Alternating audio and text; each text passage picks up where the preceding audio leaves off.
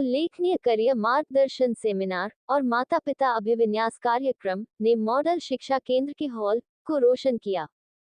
सम्मानित वक्ताओं प्रोफेसर खान अहमद फारूक, समीउल्लाह अंसारी, वकील इमरान और शहजादे आलम ने इस तरह की पहल की मूलभूत आवश्यकता पर प्रकाश डालते हुए माता पिता और छात्रों दोनों को अमूल्य मार्गदर्शन प्रदान किया।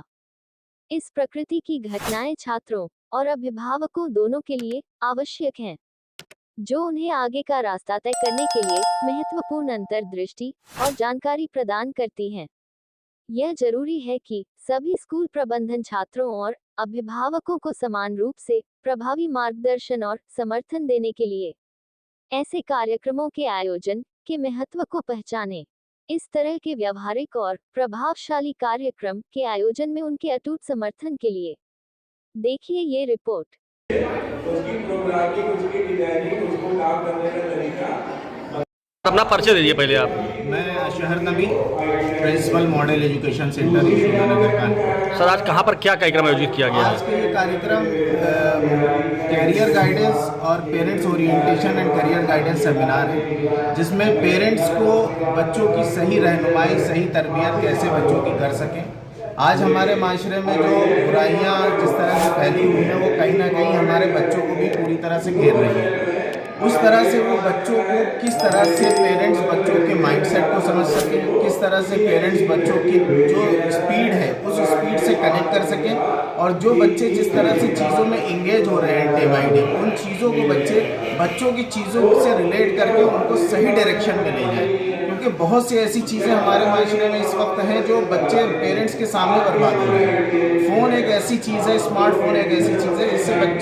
बच्चे जो है घर में बैठ के माँ बाप के सामने माता पिता बैठे हैं और बच्चे फ़ोन के अंदर इंगेज हैं और नई नई चीज़ों पे पहुंच रहे हैं। तो उन चीज़ों को हम कैसे कंट्रोल कर सकें, क्योंकि सही तरबियत जो होती है हमारी, वो पहला मदरसा, पहला स्कूल, पहला कॉलेज हमारा घर होता है। अगर हम अपने घर से उन चीज़ों की शुरुआत नहीं करेंगे तो हम आगे उन बच्चों की सही तरबियत, सही रहनुमाई नहीं कर सकेंगे। तालीम देना, एजुकेशन देना बहुत इम्पोर्टेंट है, लेकिन तालीम के साथ तरबियत को होना वो और भी बहुत ज़रूरी है। अगर हमारा तालीम के साथ तरबियत नहीं होगी तो हमारे बच्चे इस माशरे में कनेक्ट नहीं कर पाएंगे। माशरे में कनेक्ट के साथ साथ जो कॉम्पिटिटिव इरा है उसके साथ हमें जोड़ना है। उस कॉम्पिटिटिव इरा में जो चीज़ें जो कोर्सेज हैं उसके लिए हमने आज कैरियर गाइडेंस का भी एक आयोजन किया है, जिसमें हमारे जो स्पीकर्स हैं समीउल्लाह साहब हैं, जो ITI DTS के प्रिंसिपल हैं, वो आज का इस कार्यक्रम में बच्चों को ITI और पॉलिटेक्निक के विषय में कैसे आप उसको 10+2 के बाद या क्लास 10 के बाद बच्चियाँ कैसे उस कोर्सेज को कर सकें, उसमें कैसे जा सके, उसके लिए गाइड करेंगे। इसके साथ साथ बच्चियों के लिए कि हमारी बच्चियाँ जो